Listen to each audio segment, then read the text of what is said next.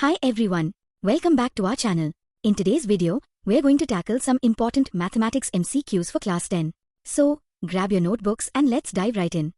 For some integer m, every even integer is of the form option A, m option B, m plus 1 option C, 2m.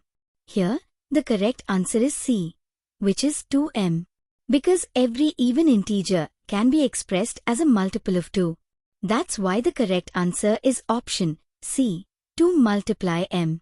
Here, m is any integer. For example 1, 2, 3, 4, 5 and so on, and multiplying m by 2 will always give you an even number. For example, if m is equal to 1, then 2m is equal to 2. If m is equal to 2, then 2m is equal to 4. This applies to all even numbers. They can all be written as 2m for some integer m. Next time you come across an even number, remember this little trick. It's always a multiple of 2. If the square of p is an even integer, then p is an option A, odd integer, option B, even integer, option C, multiple of 3. Here, if the square of p is even, p must be an even number because the square of an even number is always even. Let's see an example. Let p equal 2. The square of p is 2 multiplied by 2, which equals 4. 4 is an even number. Another example. Let p equal 6. The square of p is 6 multiplied by 6, which equals 36. 36 is also an even number. Now, consider if p is an odd number. If p is odd, then squaring it will result in an odd number because the product of two odd numbers is always odd. Example 3. Let p equal 3. The square of p is 3 multiplied by 3, which equals 9. 9 is an odd number. So, if the square of p is even, p cannot be odd. It must be even. So, the correct answer is option B, even integer. Here, the question is to find the prime factor of 4050. First of all, let's see what are the prime numbers. We know that prime numbers are 2, 3, 5, 7, and so on. To find the prime factor, we always start with the smaller prime number, which is 2. Take the number 4050 and divide with 2, and the answer is 2025. Here, look at the last number, which is 5, and 5 is not divisible by 2.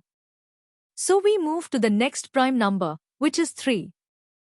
2025 is divided by 3, we get 675.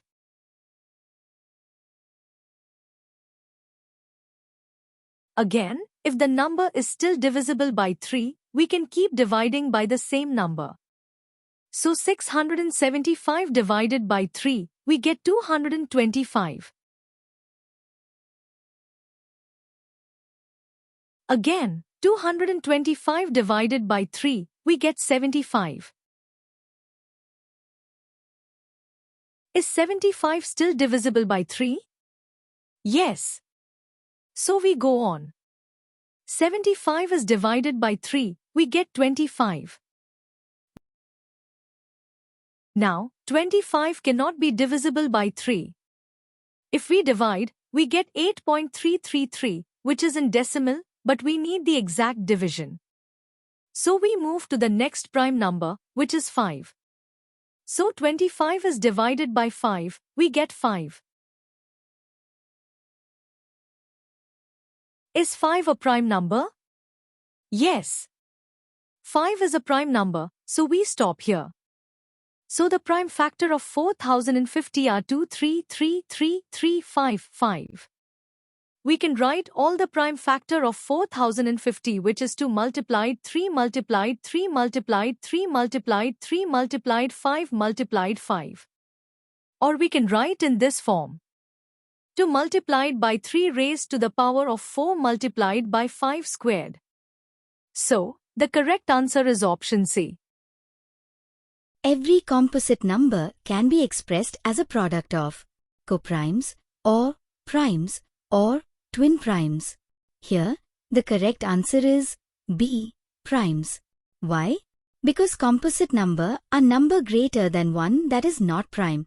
It can be written as a product of prime numbers. Example 4, 6, 8 and so on. Let's take some number. The number I mark as black is prime and the red number are composite number, but if you factorize the composite number, let's say 4, you will get the prime number as factors. As the factor of 4 is 2 multiplied 2. And the number 2 is the prime number. Same for the composite number 6. 2 and 3 are prime numbers. And for number 8, the factor is 2, which is a prime number. So, all factor of composite are prime number. This is known as the fundamental theorem of arithmetic. It states that no matter how you factorize a composite number, the result will always be the same set of prime numbers, even if their order might change.